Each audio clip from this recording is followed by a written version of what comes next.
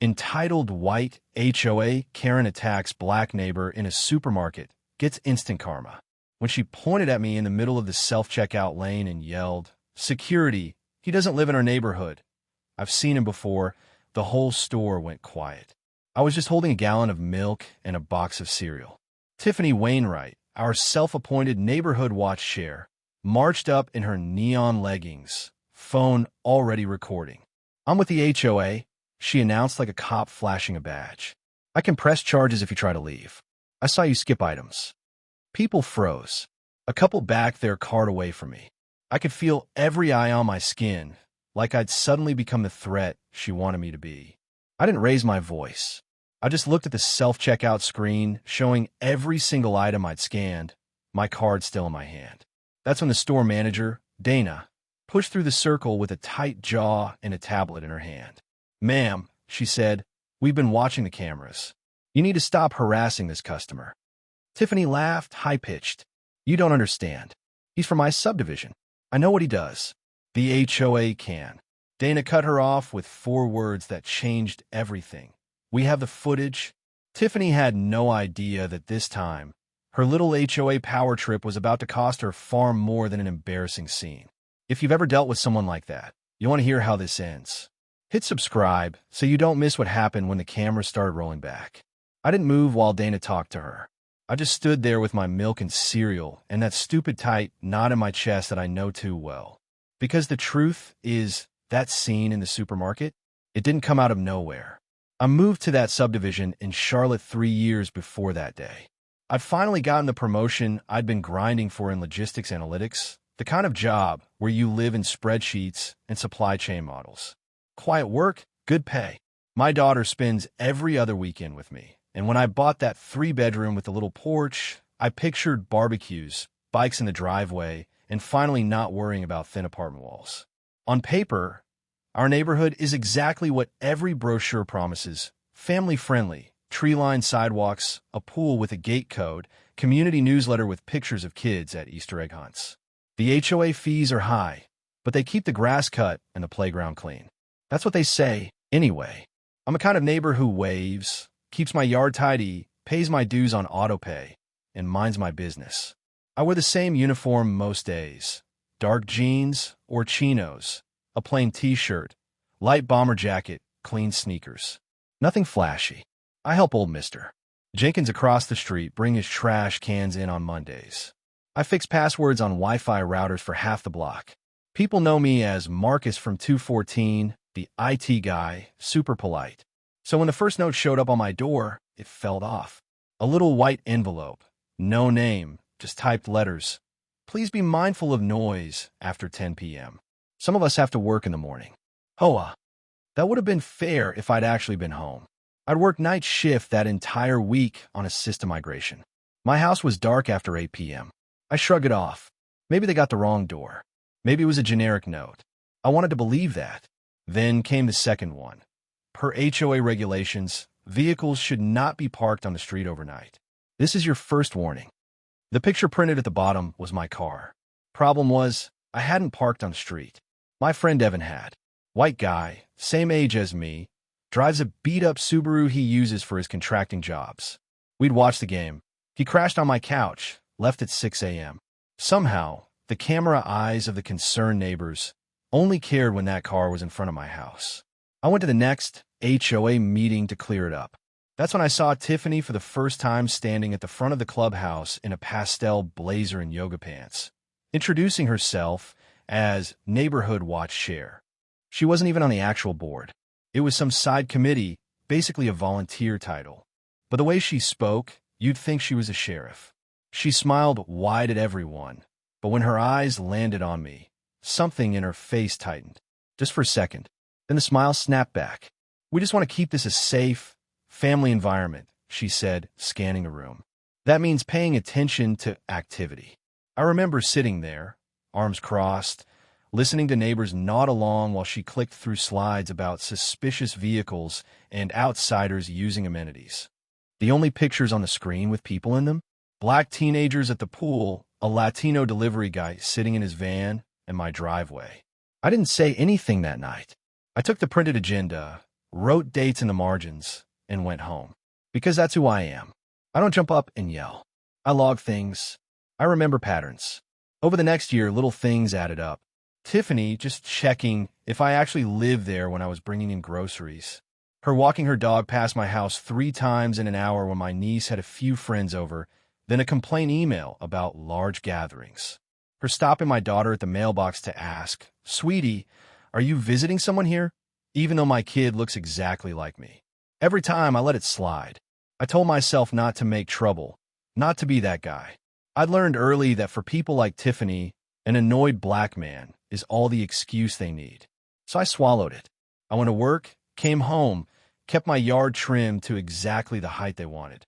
And for a while, it seemed like maybe it would settle down, that the weird notes and stares were just a phase. For a time, it felt like we'd finally found some kind of uneasy peace in that neighborhood. Until the day her concern for safety followed me off our street and into the fluorescent lights of that supermarket aisle. The first time Tiffany really crossed a line, it didn't look like a line at all. It looked like a concerned neighbor doing her civic duty. It was a Saturday morning. I just finished mowing the lawn, headphones on, sweat soaking through my gray t-shirt. My yard was textbook HOA approved. Edges clean, grass at regulation height, not a dandelion in sight. I was coiling the extension cord when a white Range Rover rolled to a stop right in front of my driveway. The window slid down, and there she was, Tiffany in a pastel workout top, oversized sunglasses, ponytail too perfect for anyone actually working out. "Hi there," she chirped. "You must be Marcus, right?" I wiped my hands on my shorts. "Yeah, morning."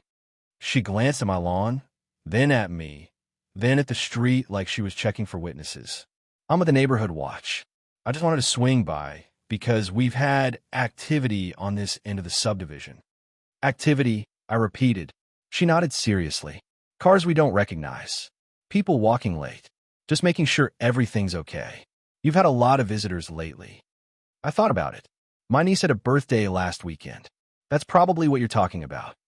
Her smile didn't move her eyes. Right. Well, some of the older folks got a little nervous. A bunch of teenagers, you know." She tilted her head. "And with you working nights, sometimes we just want to be sure nothing slips through." On the surface, it was neighborly, but there was no reason for her to know my schedule. No reason for her to connect teenagers and you and slip through like that. I kept my voice even. "Everything's fine. If anyone has concerns, they can talk to me directly." "Oh, of course," she said quickly. "We just encourage people to report instead. For safety. That's why they made me watch chair. I noticed things." "Yeah, I bet you do." A week later, I found out what report meant. I was hauling groceries in when Mr. Jenkins waved me over from his porch. "Son," he said, lowering his voice, "that Wainwright girl was out here last night with a little flashlight, writing down plates. Stop right in front of your house." I asked what she was doing. She said, "Keeping an eye on certain properties." Certain properties. I felt that old tightness in my chest again. Did she say what that meant? He shook his head. "Didn't have to. I've been black in neighborhoods like this longer than she's been alive." He patted his cane. "You be careful with that one." After that, the notes picked up. Reminder, trash bins must be brought in by 8 p.m. My bin had been in since 5. Please ensure guests park in designated overflow areas. There was no overflow lot, just my side of the street. Once I stepped out to grab something from my car and caught her standing at the corner, phone up, angled right at my driveway. When she saw me, she fumbled it like she'd suddenly forgotten how cameras work. "Oh, hey, Marcus," she called too bright. "Just logging street traffic for the watch. Nothing personal." Nothing personal. But the screenshots she put in the community Facebook group a few days later, concerns about unfamiliar vehicles, somehow always included my mailbox in the background. Neighbors started acting careful around me. The chatty mom across the street cut conversations short. A guy who used to talk Panthers football with me suddenly only waved from a distance. No one said anything outright. They didn't have to. I could feel the weight of whatever little stories she was telling in cul-de-sac huddles and poolside whispers. I told myself it was annoying, not dangerous. That if I stayed boring and predictable, it would burn out. Then one night, I came home from a late shift and found a bright yellow paper taped to my door. Not slipped politely into the frame, taped dead center like a citation. Notice of violation, it said across the top. Reports of suspicious activity at this address. Resident is requested to meet with HOA representative to discuss compliance and safety concerns. No details, no dates, just that word hanging on my front door for everyone to read. Suspicious. I stood there on my porch at midnight, suit jacket over my arm, tie stuffed in my pocket, reading that word over and over. I thought about my daughter sleeping down the hall some weekends. I thought about Mr. Jenkins watching someone label my house. And in the bottom corner, in small neat letters, was a handwritten note. Please contact Tiffany W. to resolve. Neighborhood watch. That night, I still didn't yell. I took the notice down, smoothed it out on my kitchen table, and slid it into a folder I'd started keeping for HOA junk. Because in that moment, I thought Tiffany was just a nosy neighbor with too much time and not enough power. I had no idea this was only her warm-up act, and that the next time she noticed things, it would be in a packed supermarket with her phone camera pointed at my face. If you've ever had a neighbor like that, you already know this is where it starts getting messy. Hit like if you're still with me, because what came next made those little notes look like nothing. After that yellow notice, the neighborhood didn't flip overnight. It just tilted. You know how you can feel when you've become a topic instead of a person? That's what it was like walking my own street. Conversations dipped when I stepped outside. Garage doors suddenly needed closing the second I waved. The same people whose Wi-Fi I'd fixed now double-checked their locks when my friends parked out front. I started seeing Tiffany everywhere. Morning runs past my house where she'd slow down to stretch directly in front of my living room window. Evening dog walks with that tiny yapping thing, pausing just long enough to shine her phone at my driveway for the streetlight, even when the streetlight was 3 houses down. Every time, there was that phone, case with a gold monogram, camera pointed like a weapon. Then the story started. At the pool, I overheard 2 moms conferring in hushed voices. Tiffany said there was some kind of situation over on Maple. One murmured, glancing at me. She's keeping an eye on it. For the kids. For the kids. In a community Facebook group, she posted a grainy night photo of a silhouette on a porch. Unidentified person near one of our homes last night. Remember, report suspicious activity to Neighborhood Watch. The porch was mine. You could see my welcome mat if you zoomed in. That unidentified person was me bringing in an Amazon package after a late shift. When I messaged the admin asking them to take it down, Tiffany replied in the comments before they could act. Oh, Marcus, didn't realize that was you. No harm meant. Just trying to keep everyone safe. Heart emoji, thumbs up from 3 neighbors. Post stayed up. At the next HOA gathering, one of those spring socials in the clubhouse with Costco cupcakes and lukewarm lemonade, she floated from cluster to cluster like she was campaigning for office. I hung back near the snack table, listening. We just have to be extra vigilant these days, she was telling a retired couple, voice pitch just loud enough to carry. You read the news, and some people don't appreciate our standards. They get defensive. Her eyes flicked briefly toward me before sliding away. The retired woman frowned. Boo! Tiffany gave a little laugh, conspiratorial. Oh, I don't want to name names, but let's just say certain properties keep showing up in our reports. I've got screenshots. I'm documenting everything for the board. There it was. Not just notes on my door. A narrative. Certain properties. Defensive. Code words dressed up as civic concern. Mr. Jenkins made his way over, leaning hard on his cane. You hear what she's saying about you, boy, he muttered once she'd flitted away. I kept my eyes on the veggie tray. I hear enough. You gonna let her keep painting you like that? He pressed. I took a slow breath. I'm not giving her the angry black man she's shopping for. That's what she wants. A scene. He studied me for a long beat, then nodded. Just make sure you're also giving her something she don't want. Like a paper trail. Funny thing was, she thought she was the one building case. Door notices. Facebook posts. Whispers about late-night visitors and music that never actually existed. She started dropping phrases like multiple complaints in meetings as if the whole neighborhood had voted me the problem.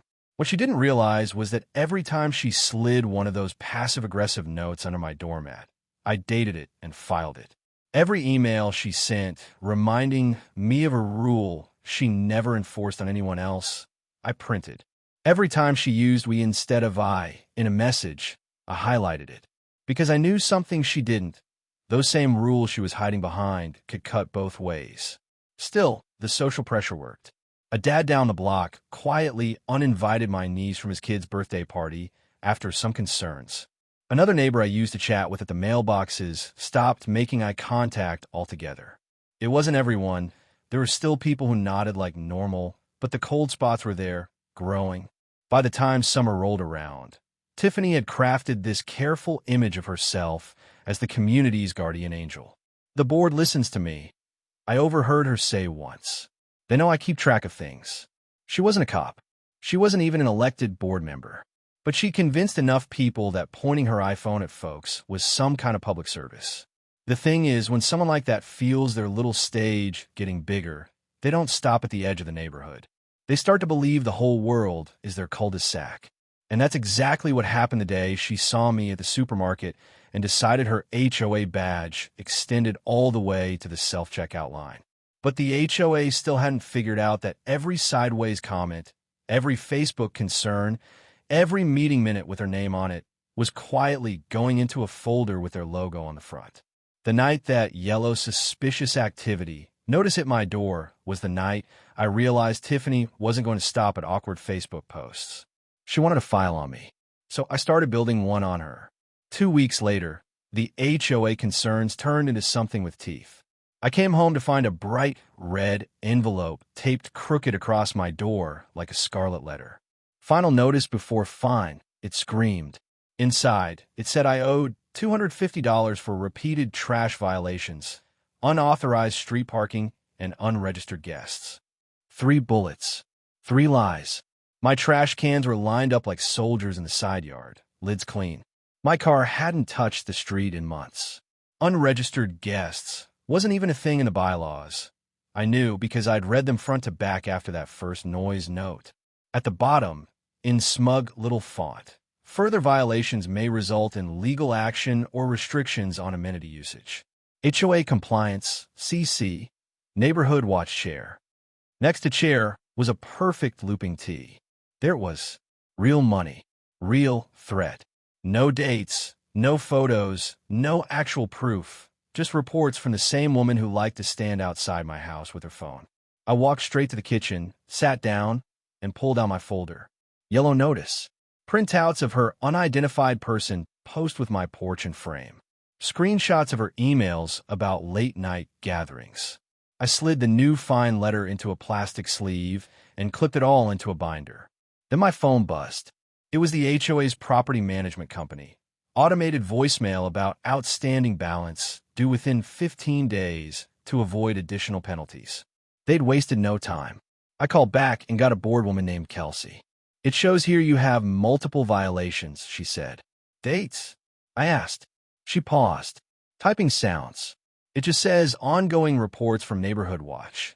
So, no specific incident. No pictures, just Tiffany's word. I kept my tone flat. I don't know who Tiffany is, she said. We just process what the board sends. There it was again. That little slippage between Tiffany's hobby and official HOA action. She was laundering her personal vendetta through their letterhead. You're not getting a dime, I told her calmly. And I'm disputing everything in writing. Certified. She exhaled like I'd ruined her day. You can send a dispute, but fines continue to accrue while under review. Cool. Now I had them on a recorded call threatening to keep piling charges with no proof. That same weekend, I was grilling in the backyard when my niece came running in, wide-eyed. Uncle Marcus, that lady is taking pictures of your car again. I stepped to the side gate and peeked out. Sure enough, Tiffany stood in the cul-de-sac in neon leggings and a cropped hoodie, angling her phone toward my driveway like she was on safari. I opened the gate fully. You need something, Tiffany? I called. She jumped, then quickly recovered with a bright smile. Oh, hi. Just documenting some parking concerns for the board. My car's in my driveway. She shrugged. Today? But we've had complaints. And with all the activity here, The board asked me to keep an eye. It's about consistency, Marcus. Consistency. Funny word from someone who ignored the party down the block last weekend with SUVs clogging both sides of the road. Behind her, I saw two neighbors at their mailboxes, pretending not to listen. Then the board can talk to me directly, I said, with dates and evidence. Her smile thinned. If you're going to be difficult, that's your choice. But we take safety very seriously. I'd hate for this to escalate. She said escalate the way some people say arrest. That night, another email hit my inbox. Reminder, per HOA policy, repeated noncompliance could result in referral to legal counsel. No signature from the board president, just sent on behalf of the Neighborhood Watch Committee. Tiffany had leveled up from notes to threats and was now copy-pasting legal words she didn't understand. I sat there staring at the screen, the number $250 glowing at the bottom of that red notice on my table. This wasn't just annoyance anymore. This was a paper trail that could spook a lender, mess with a refinance, stain my record as non-compliant. And if she could do it to me, she could do it to Mr. Jenkins, to any kid she decided didn't look like they belong. That was the night something in me clicked. They weren't going to stop. Not with polite conversations.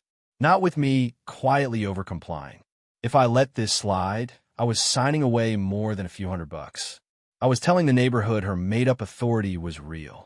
So I made a decision. I wasn't going to play defense anymore. I drafted a formal dispute letter, attached copies of every notice, circled every vague phrase, and according to reports with no backup. I quoted their own bylaws back at them.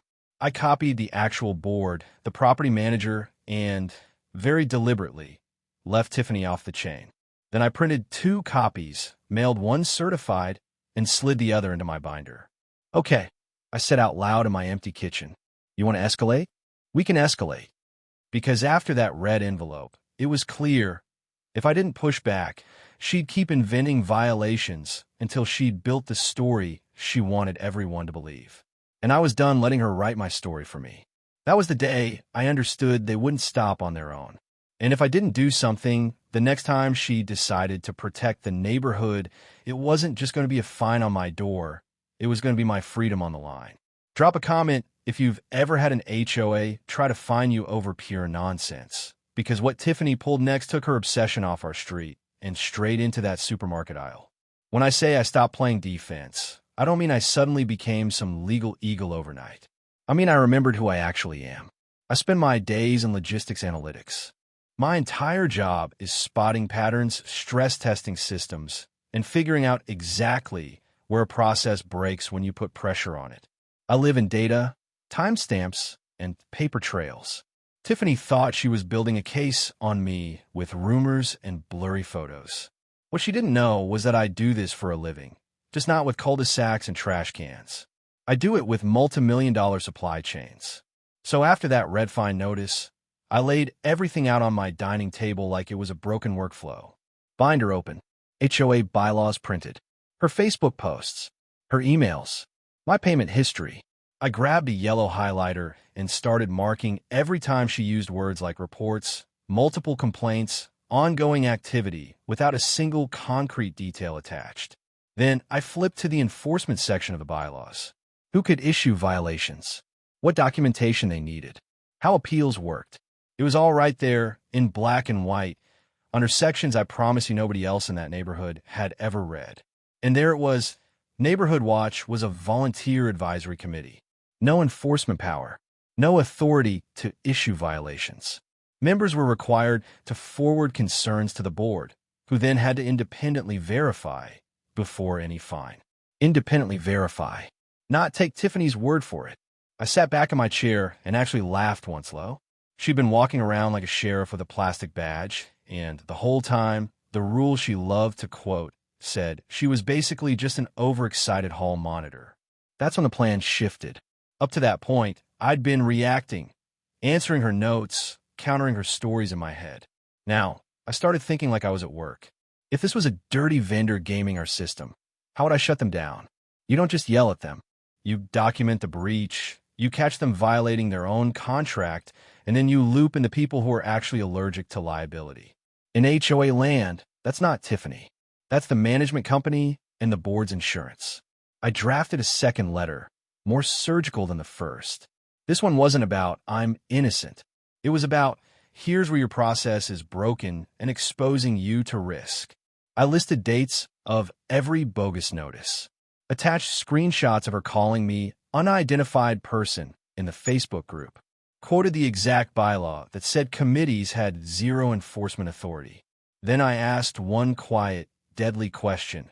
Can you please confirm in writing which board member verified these reports prior to issuing fines? People like Tiffany feed on fear and vagueness. Property managers? They fear clear, written questions they can't answer. While that letter was on its way certified, I started another document on my laptop, a timeline. Every interaction with Tiffany, from the very first noise note when I wasn't home, to her counting my niece's friends' cars, to that red envelope. Times, dates, what was said, who was around. I left emotion out of it. Just the facts. Looking at it all in one place, a different pattern popped out. One I'd felt but never put into words. None of this was about grass height or parking. It was about access, who she thought belonged, who she felt comfortable questioning. The certain properties she was always talking about all had one thing in common, and it wasn't non-compliant trash cans. I decided on one more step. I started recording back. Not in a confrontational way, just quietly. Voice memos when she dropped by to remind me of rules. Photos of other houses with violations identical to the ones she claimed I was committing while they never got a single note. Screenshots of when she'd switch from I to we to make it sound like the entire neighborhood backed her up. By the time my binder was full and my timeline was 3 pages long, something in me had gone very still. I wasn't scared anymore. I was prepared. Calm in that way you get when you've rehearsed every step of a process and know exactly how it will run when you hit go. So when I woke up that Saturday, tossed on jeans, a black t-shirt, my light bomber, and headed to the supermarket for milk and cereal, I wasn't thinking about Tiffany. I was thinking about my grocery list and whether my daughter was going to want marshmallows in her hot chocolate that night. I had no idea she'd be there, leggings glowing like a highlighter, ready to stage her biggest performance yet, outside the only environment she could halfway control. But here's the thing. By then, I'd stopped just reacting to her. I'd started quietly building something she couldn't see. So when she pointed at me in that self-checkout lane and tried to turn a gallon of milk into a crime scene, I didn't just have my receipt. I had years of receipts in every sense of the word. In that moment, I stopped reacting and truly started planning. Because I knew something Tiffany didn't. In my world, when you say we have footage and we have documentation, that's not a threat. That's a turning point. And the supermarket was about to hand me the one piece of evidence I needed to turn her fake authority into her real downfall. From that day on, I stopped seeing her as a bully and started seeing her as a broken process waiting to be audited. And once the cameras at that store did their job, it was only a matter of time before the HOA's own rulebook did the rest. When Dana said, "We have the footage," Tiffany's smirk twitched like someone had yanked a plug out of the wall. I watched her eyes flick to the ceiling cameras, then back to Dana's tablet. For the first time since I'd known her, Tiffany actually looked unsure. Dana turned the screen so only we could see. "I've got you following this man from produce, recording him without consent, blocking his path at the register, and accusing him of theft while his items are clearly scanned. That's harassment, and that's a problem in my store." Tiffany's voice went shrill. "You're not listening. I know him. He doesn't live there. He brings people in. There's activity." There it was. The HOA talk out in the wild. Dana's jaw set. "Ma'am, I don't care about your little neighborhood committee. You don't police customers here. We do. And the cameras show he did nothing wrong." She looked at me. "Sir, are you okay?" I nodded once. "I'm fine. I just want to pay for my groceries and leave like everybody else." Behind us, a woman with a toddler on her hip spoke up. "He's been minding his business the whole time." She followed him from the dairy aisle. I saw it. An older black guy in a Panthers cap added, "Yeah, and she had that phone on him since produce." I was about to step in. Dana tapped her tablet. "Then I'll need your names for the incident report, if you're willing." They nodded. Tiffany scoffed. Incident report? For him? He made me feel unsafe. Dana's eyebrows climbed. Unsafe. The video shows you stepping into his space, not the other way around. And when you shout security, and he doesn't live in our neighborhood, at a black customer who's done nothing wrong, that's not safety.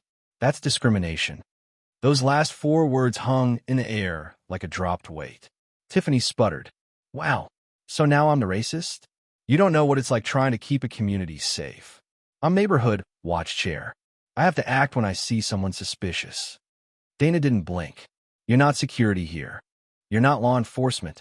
You're a shopper. And your behavior today violates our harassment policy. 2 uniformed store security guards had drifted over while she talked. Dana gave one a look. Please escort Miss Wainwright to the office so we can finish this conversation. If she refuses, we'll call CMPD and they can sort out her charges. Tiffany's eyes went wide at the word police. You're calling the cops on me? Security stepped forward. Ma'am, let's go talk calmly in the office. She turned back to me, desperate now. Marcus, tell them you overreacted. I was just trying to. I didn't say anything. I cut in quietly. The cameras did. She flinched like I'd hit her. For a second, all the entitlement drained out of her face, and I saw something else. Fear. Not me. Of losing the little stage she'd built for herself. Security walked her toward the front. She kept looking back, sputtering about my HOA, my neighborhood. I know what I saw. Dana turned to me, voice low. I'm filing an internal report and flagging her profile. If she pulls something like this again, she's trespassed. I'm also noting this as a biased incident. Do you want to file your own report? I took a breath. This was the fork in the road. I could nod, let her handle it, go home and stew. Or I could treat this exactly the way I treat broken systems at work. Yes, I said. I'd like a copy of whatever you file. And if possible, I want the footage preserved. Dana's eyes softened with something like respect. Already done. Corporate requires we log the video ID and lock it for any harassment report. I can print you the incident number, my name, and the timestamps. I slid my card back into the reader, finished paying, and took my receipt, not just for the milk and cereal, but for the moment itself. Paper, time, names. At customer service, Dana handed me a stapled packet. On top, customer complaint, harassment by other customer. My name, her name, incident number. Under description, a neat paragraph. Customer was followed, recorded, and falsely accused of theft by another customer identifying herself as a neighborhood watch share. Video footage contradicts accuser's claims. I read that line twice. Video footage contradicts accuser's claims. Is there anything else you need from us? Dana asked. Just one thing, I said slowly. Can you note that she invoked her HOA position while making those accusations? Dana's brows knit. Yeah, I already did. Why? Because, I said, feeling that strange calm click in my chest again, my HOA is about to get very interested in this incident. On my way out, the older guy in the Panthers cap caught my shoulder. Hey, brother. Name's Leon. If you need me to say what I saw, you got my word. He scribbled his number on the back of an ad flyer. The mom with the toddler came over too. I'm Jenna. I'll back you up. What she did was disgusting. She wrote her email under his number. I thanked them both. No speeches. No tirade. Just quiet gratitude and my mind already spinning like a logistics flowchart. At home, I set the grocery bags down, pulled out my binder, and added a new tab, Supermarket Incident. Into that tab went the incident report copy, my receipt with the exact timestamp, Leon's number, Jenna's email. I opened my laptop and added a fresh section to my timeline. Date, time, location, behavior, witnesses, third-party verification. The supermarket wasn't just a humiliating scene anymore. It was an independently documented event outside the HOA's bubble with neutral witnesses and corporate policies attached. Then I opened a new document and typed a subject line. Formal complaint regarding conduct of neighborhood watch chair, pattern of harassment and misrepresentation of HOA authority. I CC'd the entire board. The property management company left Tiffany off. This time, I wasn't just a homeowner pushing back on fines. I was the complainant in a documented harassment incident, backed by video and witnesses, about someone using the HOA's name while targeting a black resident. I didn't raise my voice. I raised the paperwork. And as I hit save on that draft, I knew one thing for sure. The HOA couldn't ignore this without putting their own insurance and reputation on the line. All I needed now was to give Tiffany and the board one more chance to show everyone exactly who they were on the record. If you're following how this is building, make sure you're subscribed, because the way I set up that final chance turned a supermarket tantrum into the beginning of the end for her little HOA empire. Back home, with that supermarket packet on my table, I didn't hit send on my complaint right away. I let it sit there while I made coffee and walked the house once, thinking, at work, when we need to expose a broken vendor, we don't just send one angry email. We give them just enough rope to show everyone else exactly how they operate. Publicly, on the record, the HOA was no different. If I just dropped "Tiffany harassed me at a store" in their inbox, they could hand-wave it as a misunderstanding, or worse, circle the wagons around their concerned volunteer. I needed them committed. I needed Tiffany to do what she always did, perform, except this time under lights she didn't control. So I set the stage. First, I replied to an older email thread about my fine, the one sent on behalf of Neighborhood Watch. I kept my tone bland. Hi all. Given recent events involving a Neighborhood Watch representative and myself, I'd like to request that we address compliance and safety concerns in person at the next HOA meeting. I want to make sure everyone feels safe in our community, including me. Happy to discuss my alleged violations face-to-face. I hit send to the board and property manager. No mention of the supermarket. No threats. Just that word again, safe. It took 12 minutes for the reply to land. Marcus, thank you for your willingness to resolve these issues constructively. We'll add resident safety and compliance concerns as an agenda item for a special meeting next Tuesday at 7 p.m. Neighborhood Watch Chair will attend to share her observations. There it was. They just put Tiffany on the program as the star witness. On purpose. In writing. Next, I forwarded my draft complaint about the supermarket incident to the property manager only, marked draft for your awareness. I attached a PDF of the store's incident report and highlighted 3 phrases: falsely accused, identifying herself as HOA/Neighborhood Watch, and video contradicts accuser's claims. At the bottom, I wrote one line: I plan to raise this in the meeting you just scheduled. Please ensure the board has reviewed your liability coverage for volunteer committees before then. That part wasn't for Tiffany. That was for Kelsey, the board voice on the phone who suddenly had a career to think about. 20 minutes later, my phone rang. Same number.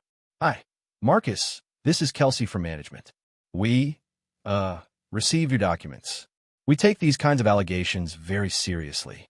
Her voice had lost the board edge. Just so you know, Neighborhood Watch is purely advisory. I know, I said. Your bylaws say that. I've highlighted it for the board. A pause. Right.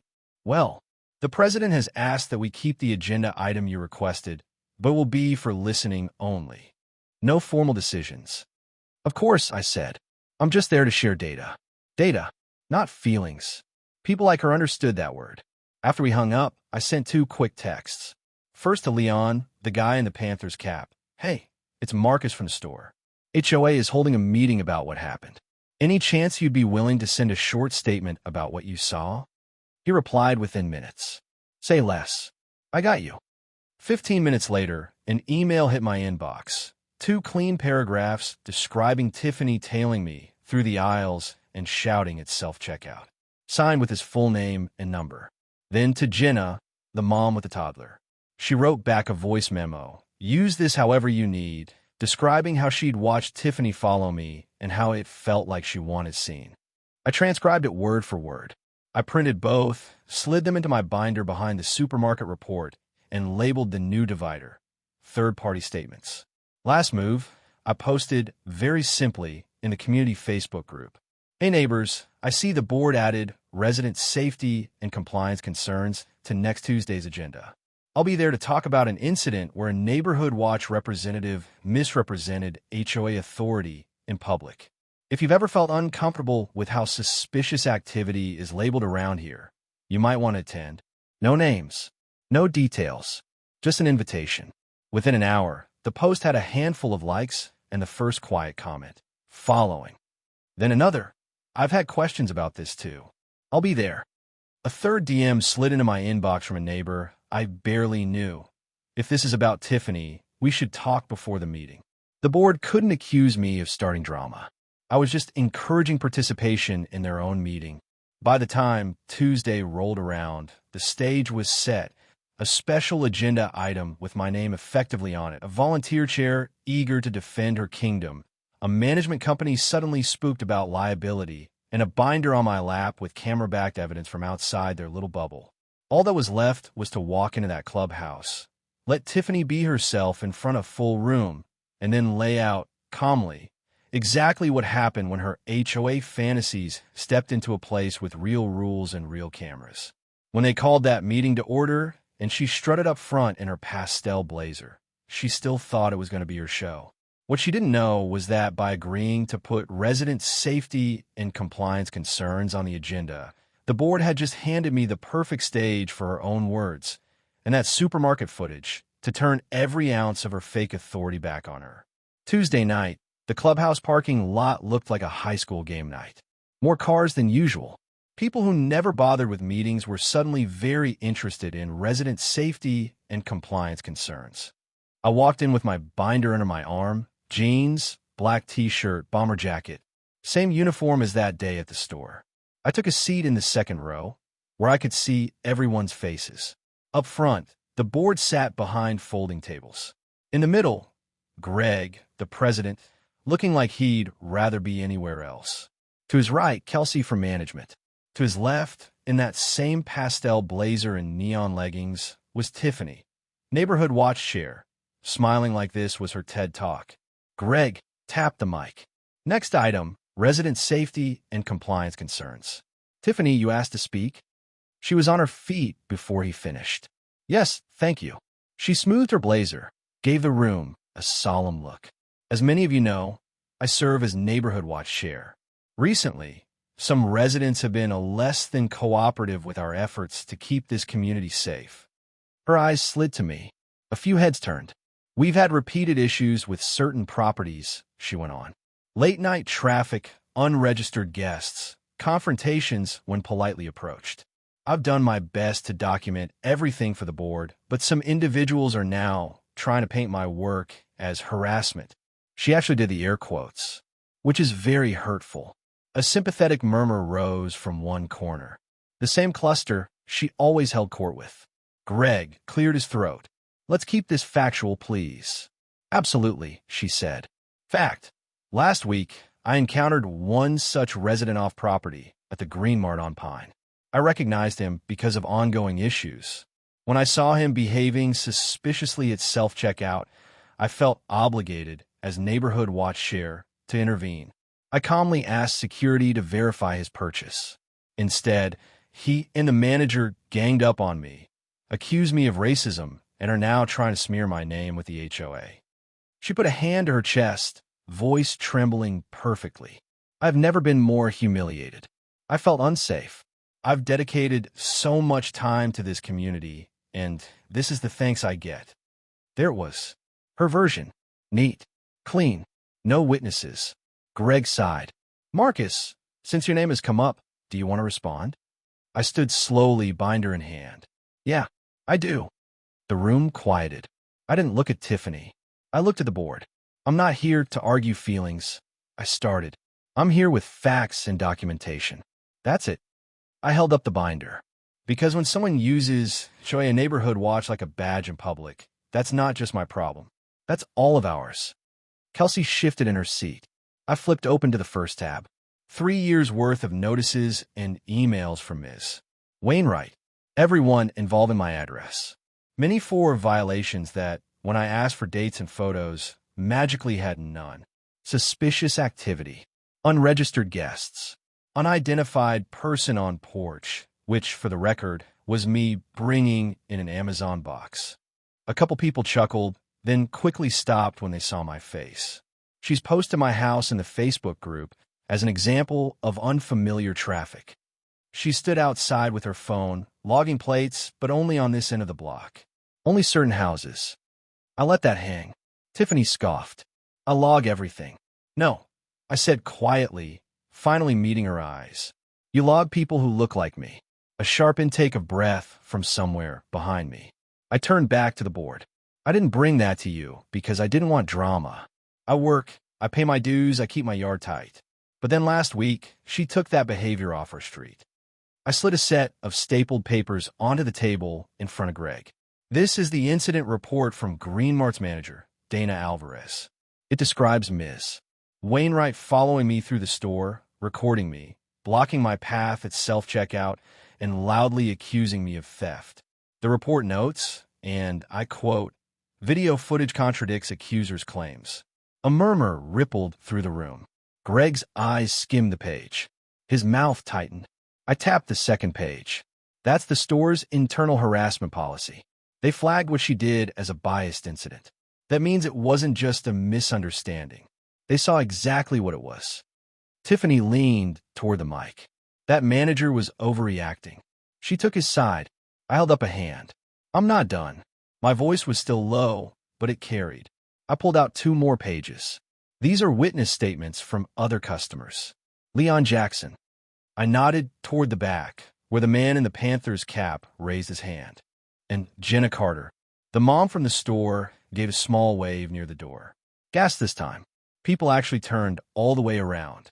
They both independently described Ms. Wainwright trailing me with her phone and trying to create a scene. I said, neither of them knows me. They just happened to be there. They also both heard her say she was with the HOA and could press charges if I left. Greg's head snapped up. She said what? I'm with the HOA.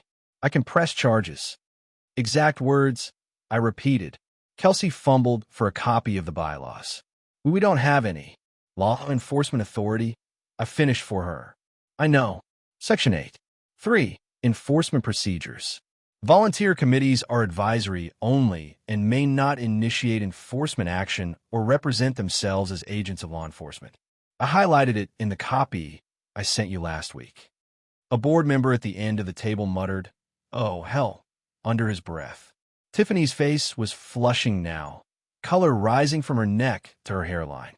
This is being blown way out of proportion. I felt unsafe. I thought I saw him skip an item. I was trying to protect the store like I protect this neighborhood. I looked at her, really looked, then back to the room. She didn't want rules. She wanted permission to control people. There's a difference. I turned a page, keeping my tone even. The camera showed I scanned every item. The manager saw it. Security saw it. These witnesses saw it. Meanwhile, Ms. Wainwright was so busy watching me that she walked right past her own cart with an unpaid bottle of kombucha sitting in the child's seat. The store's footage caught that too. A few people outright laughed at that. She opened her mouth, then closed it. Green Mart didn't just write her up. I added. Dana told me, and put in writing, that if Ms. Wainwright pulls something like this again, she'll be trespassed from the store. That's how seriously they take it when someone abuses fake authority to target a black customer. Silence. Heavy, different now. I let it sit, then close the binder. I'm not asking for sympathy. I'm asking for accountability. For 3 years, I've been followed, photographed, and written up by a volunteer who has no enforcement power, acting like she runs this place. Now she's out there in public saying, I'm with the HOA. I can press charges while falsely accusing residents of crimes. I looked each board member in the eye. That's a liability problem for you. That's a moral problem for us. Greg laced his fingers together, staring down at the paperwork like it might catch fire. Tiffany, did you tell a store you could press charges as HOA? She stammered. I was just trying to convey that I know his pattern, that we've had issues. So that's a yes, I said softly. Leon's voice floated from the back. She yelled it, man. Whole line heard. Jenna nodded beside him, baby on her hip. More neighbors spoke up now. She posted my son on Facebook as unfamiliar youth when he came home from college. She called my house high traffic because my parents visit every Sunday. Little stories tumbling out, connecting the dots. The board looked rattled. Kelsey scribbled notes like her job depended on it, because it probably did. Greg finally exhaled. We clearly have a serious issue to address here. He straightened, voice formal.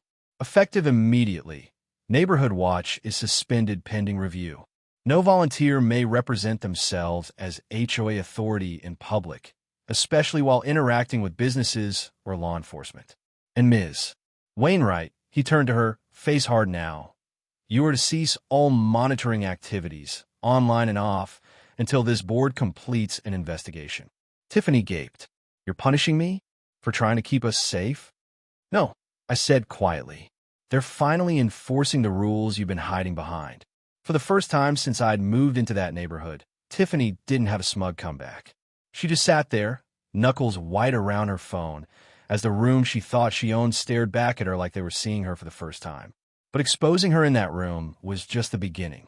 The real damage to her status, to her wallet, to her little HOA kingdom came when the fallout spread beyond those 4 clubhouse walls.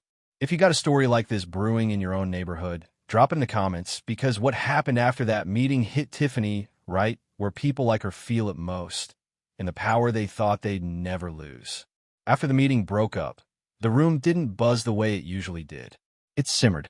People avoided Tiffany's eye as they filed past her. A couple who used to sit front row at her little safety briefings walked right by without a word. Leon clapped my shoulder on the way out. You did that clean, brother, he said. Jenna gave me a tight nod, then shot Tiffany a look that could have cut glass. Greg asked me to stay behind with Kelsey and 2 other board members. Tiffany hovered near the doorway like she couldn't decide whether to storm out or stay and fight. Marcus, Greg said, rubbing his temples, we're going to need copies of everything you brought tonight. Officially. Already printed, I said, sliding a neat stack across the table. Supermarket report on top, highlighted bylaws underneath, witness statements in the back. I'll email PDFs too. Kelsey flipped through, the color draining from her face.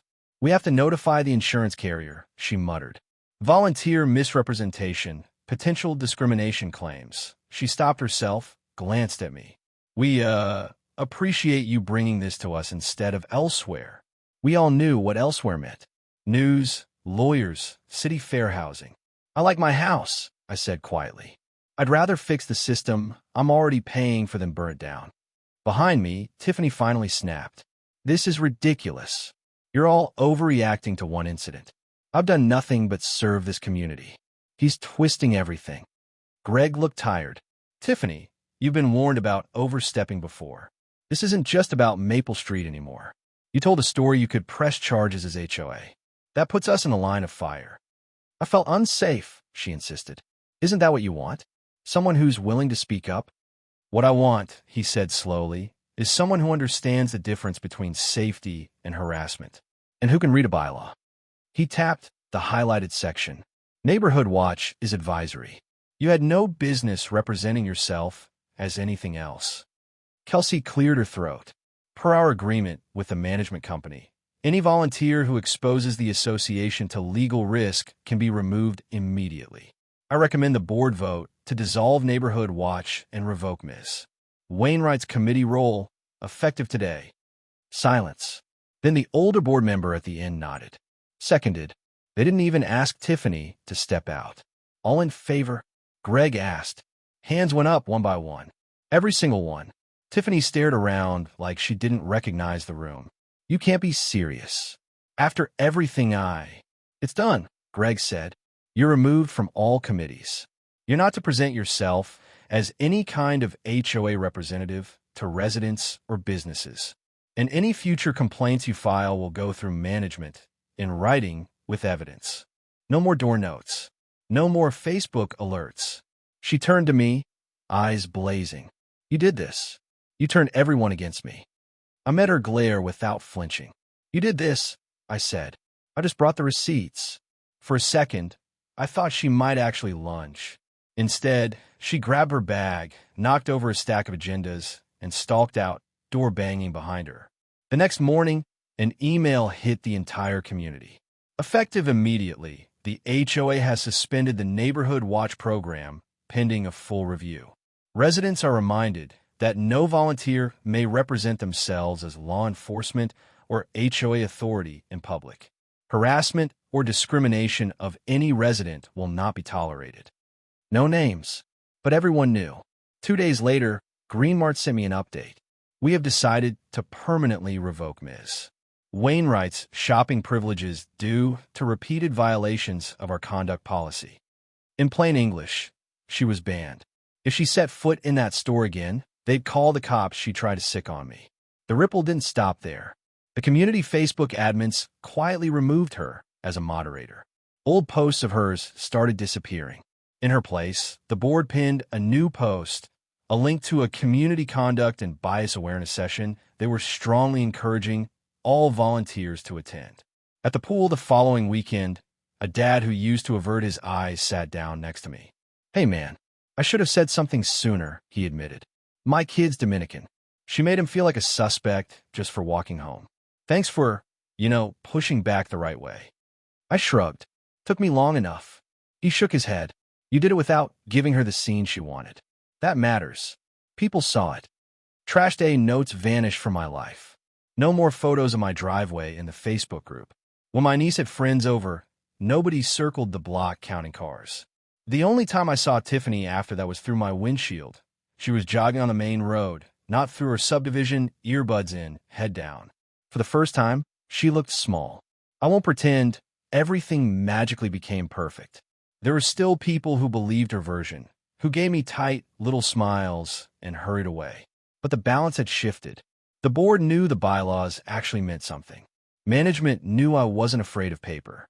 And the next person who thought about turning concern into a weapon had to wonder if there might be cameras and consequences waiting for them too. What happened after that meeting changed more than one person's title. It changed the way the whole neighborhood understood power. And it left me with one last, unexpected problem I still had to solve. If you're glad Tiffany finally got more than just a talking to, hit like, because the final twist of this story is the part that surprised even me. In the weeks after that meeting, the neighborhood felt different. It was subtle at first. On my morning runs, I didn't see a blonde ponytail doing exaggerated stretches in front of my window anymore. My Ring camera stopped lighting up at 11 p.m. with someone walking their dog 3 times past my driveway. The quiet hum of being watched eased up, like someone had finally turned down a radio that had been buzzing in the background for 3 years. Trash day came and went. No more neon envelopes taped to my door. No more reminders about unregistered guests. When my niece threw a small graduation cookout in my backyard, cars lined the curb on both sides of the street for 3 hours. Not a single note. Not a single Facebook concern. Instead, something else started happening. Neighbors I barely knew started stopping me at the mailbox. "Hey, Marcus," a woman from 2 streets over said one evening, twisting her keys in her hand. My parents are Korean. Every time they visited, she'd follow them in her car. I didn't realize how wrong it was until that meeting. "I'm sorry I didn't say anything sooner." A young couple with a toddler caught me by my driveway. She called us once about our landscaping standards because we had a kiddie pool out. The husband said, embarrassed. I thought it was just us. It wasn't just them. With Tiffany's little empire cracked open, stories poured out like water from a broken pipe. A brown kid stopped on his way home from the bus stop. A delivery driver reminded not to sit in his van. A black nurse questioned in scrubs for parking too long. All under the same polite label, concern for safety. All with the same unspoken translation.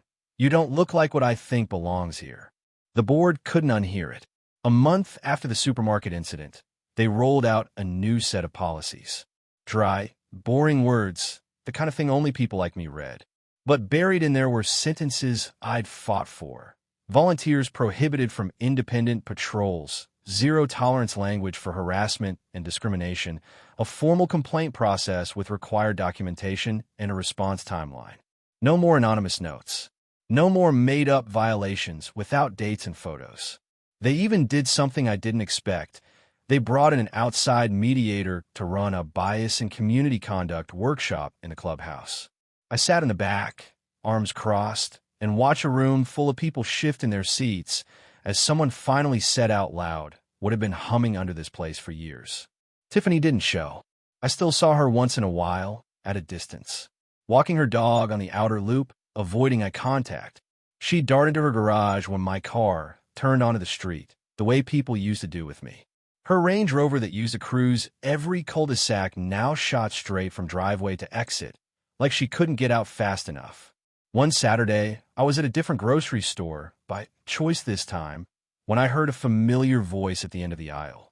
Dana. She was off duty, hair down, grabbing coffee. Marcus, she said, smiling. How's the neighborhood? I took a second, checked in with myself, and realized something had loosened that I hadn't even known I'd been holding. Quieter, I said. In a good way. She nodded. We got an email from corporate about that incident. They used it in a training. Don't let customers deputize themselves. She shook her head. Some people really think a clipboard or a committee makes them the law. She didn't want rules, I said, half to myself. She wanted permission to control people. Dana gave me a look. Well, she got a different kind of permission now. Permission to shop somewhere else. Back in the subdivision, life settled into something I'd wanted from the beginning. Ordinary. I mowed my lawn, helped Mr. Jenkins with his trash cans. Fixing a neighbor's Wi-Fi didn't come with a side of suspicion anymore. When my daughter rode her bike around the loop, nobody stopped her to ask, "Sweetie, are you visiting someone?" They just waved. Every now and then, someone would knock on my door with a folder in their hand, and that tight look I recognized from my own mirror. A small business owner, a nurse, a single mom. Hey, can I ask you something about this HOA letter? And I'd sit them at my kitchen table, slide my old binder over, and show them where the bylaws ended and the bluffing began. I didn't become the neighborhood's anti-HOA crusader. I just quietly made sure that the next person who tried to weaponize concern would have to think about cameras and incident numbers, and a guy on Maple who knew the difference between authority and a costume. As for Tiffany, rumors floated that she'd stepped down from everything, that her husband wanted to move to a more like-minded community. Maybe she found another cul-de-sac to patrol. Maybe she learned something. I honestly don't know. What I do know is this. The next time somebody in a pastel blazer clears their throat and says, "On behalf of the HOA," more than a few people in that room are going to ask to see it in writing. In that neighborhood, the war with the HOA was over. But for those who know the system from the inside, they know there's always another committee president somewhere who thinks they're above the law. Subscribe to the channel and watch